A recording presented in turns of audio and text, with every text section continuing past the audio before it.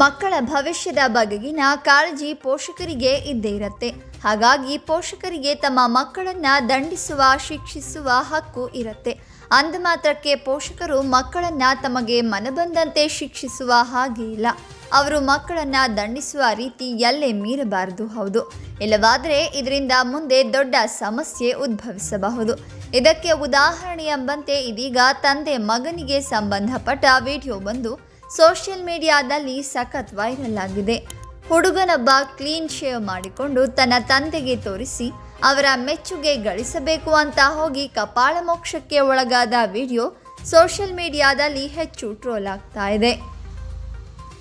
ವಿಡಿಯೋದಲ್ಲಿ ಹುಡುಗ clean shave ಮಾಡಿ ಕ್ಯಾಮರಾಗೆ ಮುಖ ಮಾಡಿ ನಿಂತಿದ್ದಾಗ ತಂದೆ ಏನಾಗ್ತಾ ಇದೆ ಅಂತ ಕೇಳ್ತಾ ಆತನ ಹಿಂದೆ ಬಂದಿದ್ದಾರೆ. ಆಗ ಆತ ತನ್ನ ತಂದೆಗೆ ತನ್ನ ಹೊಸ ಲುಕ್ಕನ್ನು ತೋರಿಸಿ ಅವರಿಗೆ ಆಶ್ಚರ್ಯವನ್ನು ಉಂಟು ಮಾಡಬೇಕು ಅನ್ನೋ ಉತ್ಸಾಹದಿಂದ ಹಿಂದೆ ತಿರುಗಿದ್ದಾನೆ.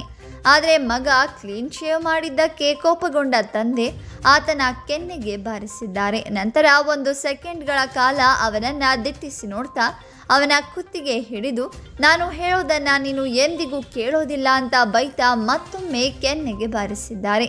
ಈ ವಿಡಿಯೋವನ್ನು ಸೋಷಿಯಲ್ ಮೀಡಿಯಾ ಹ್ಯಾಂಡಲ್ನಲ್ಲಿ ಪೋಸ್ಟ್ ಮಾಡಿದ್ದು ತಕ್ಷಣವೇ ವೈರಲ್ ಆಗಿದೆ. ಇನ್ನು ಈ ಪೋಸ್ಟ್ಗೆ 3 ಮಿಲಿಯನ್ ವ್ಯೂಸ್ ಬಂದಿದ್ದು, ಮಗನ ಮೇಲೆ ತಂದೆ ಕೈ ಮಾಡಿದ್ದಕ್ಕೆ ಹಲವರು ಟೀಕೆ ಮಾಡಿದರೆ ಇದು ವಿವಾದವನ್ನು ಹುಟ್ಟು ಹಾಕಿದೆ ಎನ್ನಲಾಗ್ತಾ ಇದೆ. ಇನ್ನು ವಿಡಿಯೋದಲ್ಲಿ ಆ ತಂದೆ ತನ್ನ ಮಗ ಮೀಸೆಗಡ್ಡ ಬೋಳಿಸಿದ್ದಕ್ಕೆ ಯಾಕೆ ಕೋಪಗೊಂಡು ಹೊಡೆದ್ರು ಅನ್ನೋದಕ್ಕೆ ಕಾರಣ ತಿಳಿದು ಬಂದಿಲ್ಲ.